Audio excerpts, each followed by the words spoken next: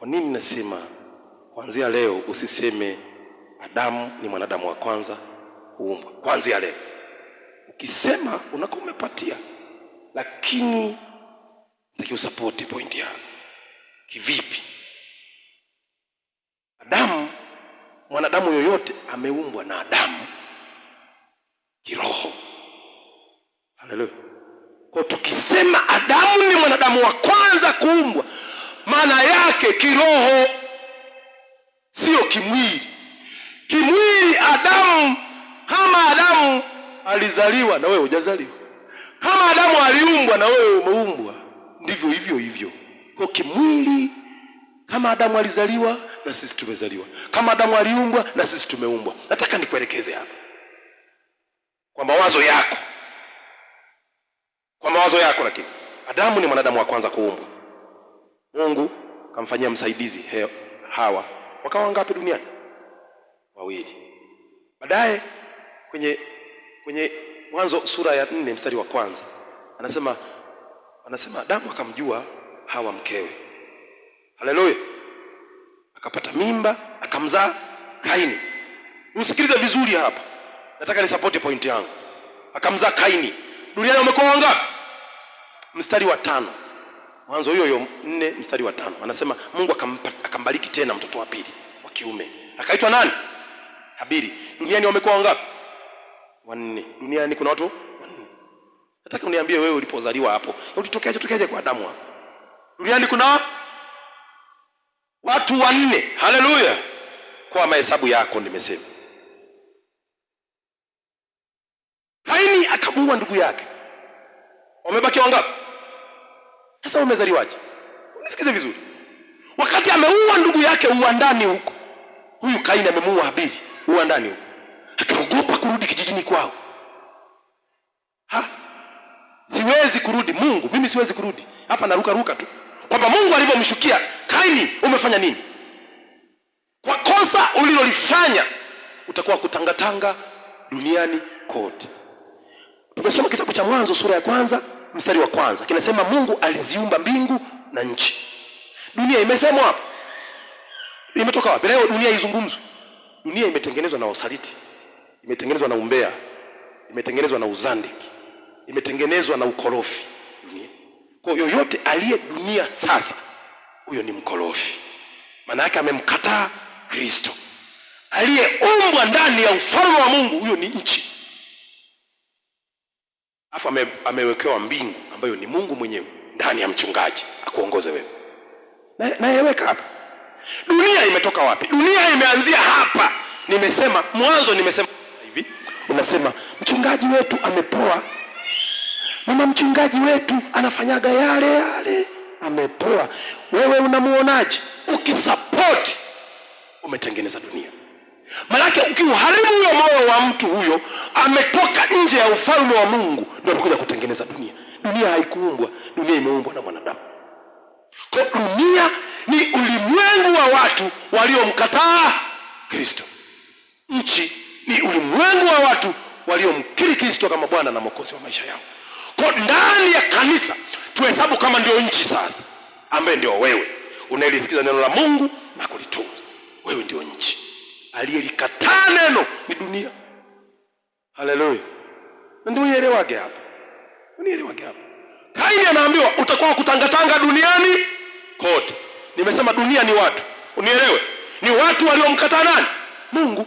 Wale ndio dunia. Kwa kosa alilolifanya Kaini kuwa ndugu yake, tayari amerudi duniani. Na Mungu amesema utakuwa kutangatanga duniani kote. Dunia ni watu waliomkataa Kristo. Mnielewe hapa? Najua kuna walimu humo. Najua wamo. Sitaki kuwanyoshia vidole. Wamo. Kwa hapa tunarekebisha makosa. Dunia ni ulimwengu wa watu waliomkataa Kristo. Lakini wewe sio dunia, wewe ni nchi. Ndio maana umemheshimu Mungu. Weka vitu vyako vyote pembeni, umeviacha. Umesema mimi na Kristo. Haleluya. Unielewe. Utakuwa kutangatanga duniani kote. Mungu anamwambia nani? Kaini. Mungu, hii adhabu umenipa ni kubwa sana, naomba nipunguzie. Kaini anajitetea kwa Mungu, kosa amelifanya. Anajutia kosa amelifanya. Naomba nipunguzie. Mungu akasema kwa kosa ulilolifanya utakuwa kutangatanga duniani kote, lakini usijali. Bado Mungu anamjali Kaini. Anasema nitakuweka alama kwenye paji la uso wako, ili mwanadamu yoyote, ili mtu yoyote. Umesikia Mungu anavyozungumza? Ili hasa mtu, tumesema duniani wako wangapi? Lakini Mungu anamwambia Kaini, nitakuweka alama kwenye paji la uso wako, ili mtu yoyote. Huyo mtu yoyote ni baba na mama, si ndio babaki nyumbani? Mtu yoyote atakaye kuzuru wewe nitampa adhabu mara 7.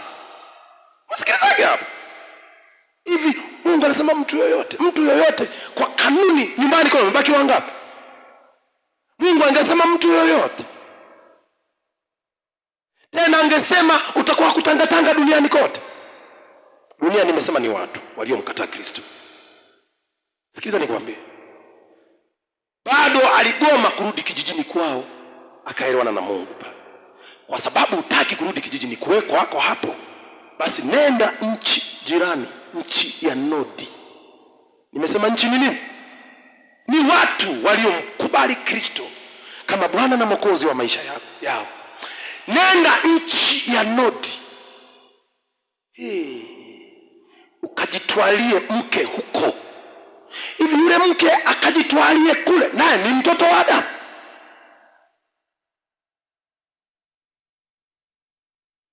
Tulikuwako wengi, haleluya, tulikuwako wengi.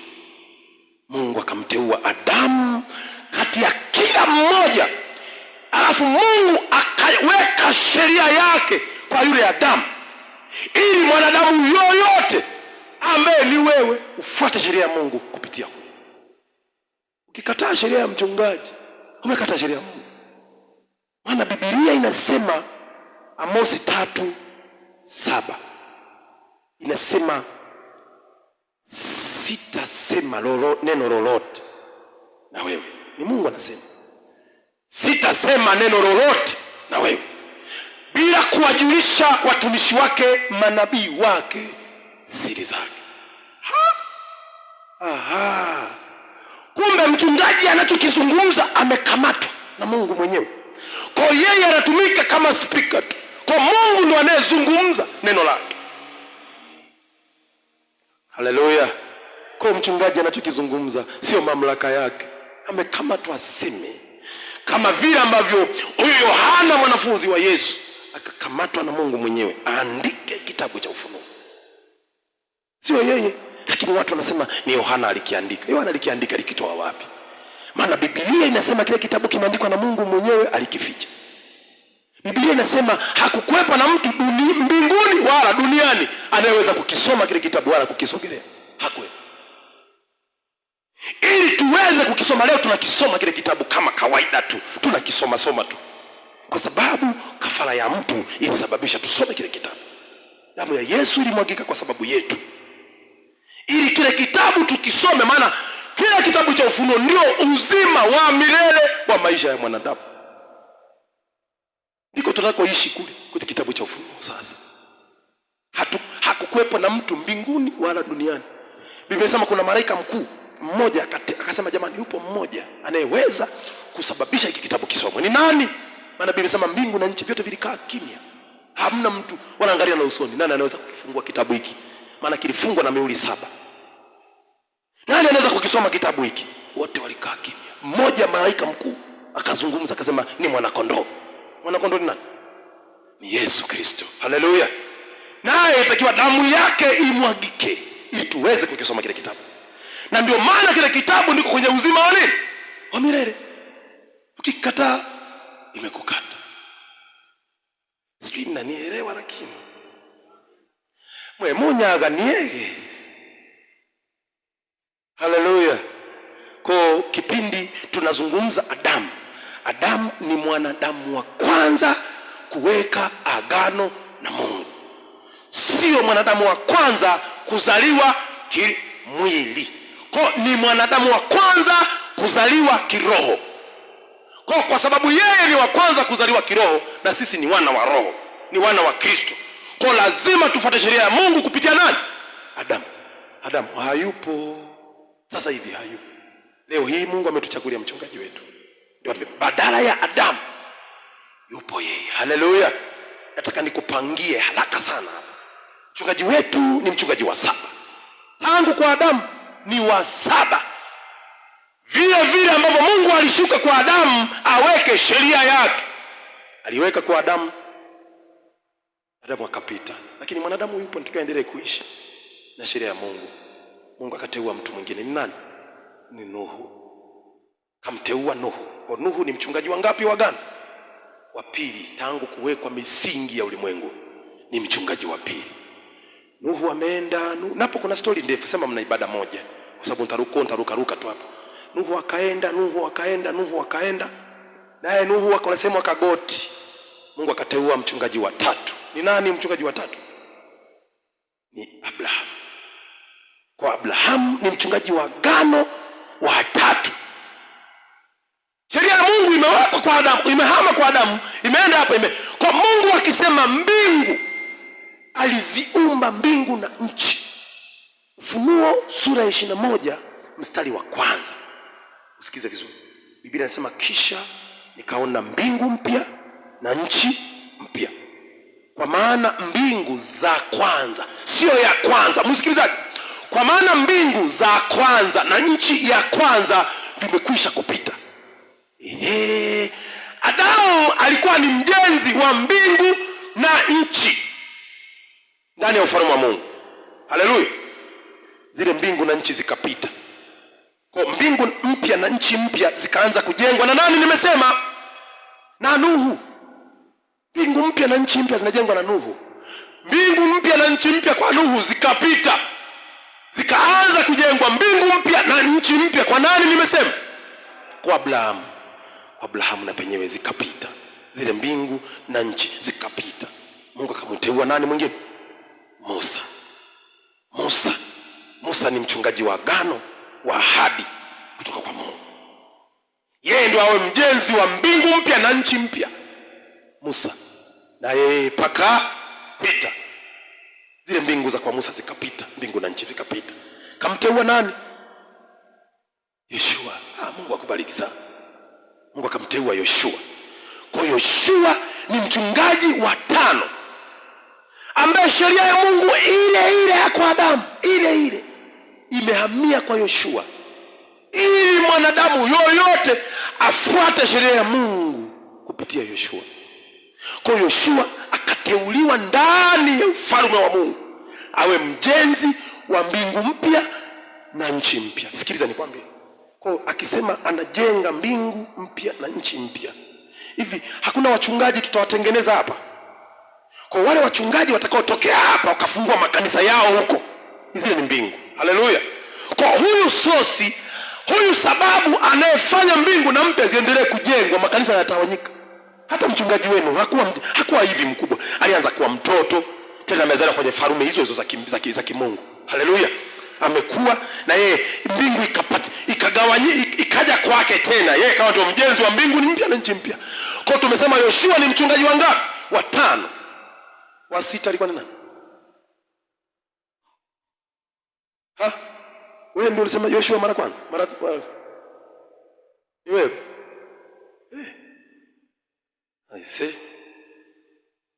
Wa 6, mchungaji wa agano wa 6 alikuwa ni nani? Ni Yesu Kristo. Sasa imeshindikana, sasa huyu mwanadamu ameshindikana. Sasa Mungu amemleta Yesu kwamba labda huyu watamsikiliza, naye tukamuua kabla kazi haijaisha, tukamuua Yesu. Kwa Yesu ni mchungaji wa 5 wa agano la Mungu, maana alizaliwa kama mtu. Si Biblia inavyozungumza? Alizaliwa. Yohana 1:1 anasema hapo mwanzo kulikuwako neno, naye neno alikuwa hapo kwa Mungu, naye neno alikuwa Mungu. Kwa Biblia inatufundisha kwamba Mungu alilituma neno lake kwa nani? Kwa Mariamu azaliwe mtoto. Tena huyu mtoto, kitabu cha Isaya 7:14 anatabiri, anasema atazaliwa. Usikilizaje? Anasema atazaliwa mtoto mwanaume, jina lake ataitwa nani? Emmanuel. Haleluya.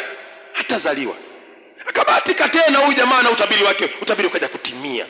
Kwenye Isaya hiyo hiyo 9:6 anasema amezaliwa mtoto mwanaume, na uweza wa kifalme uko begani mwake, naye ataitwa nani?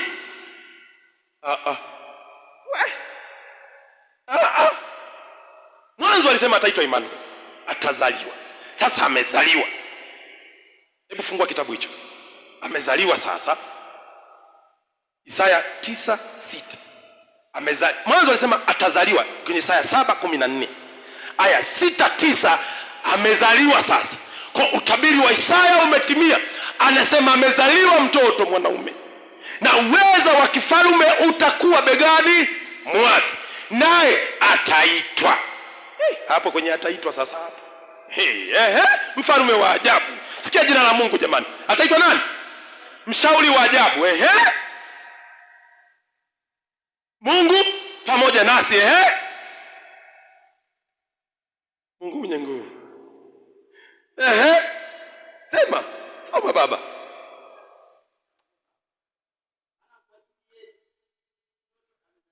Maana kwa ajili yetu mtoto amezaliwa, tumepewa mtoto mwanaume, na uweza wa kifalme utakuwa begani mwake, naye ataitwa. Msikilizaje? Mwanzo nimesema Mungu ni nani?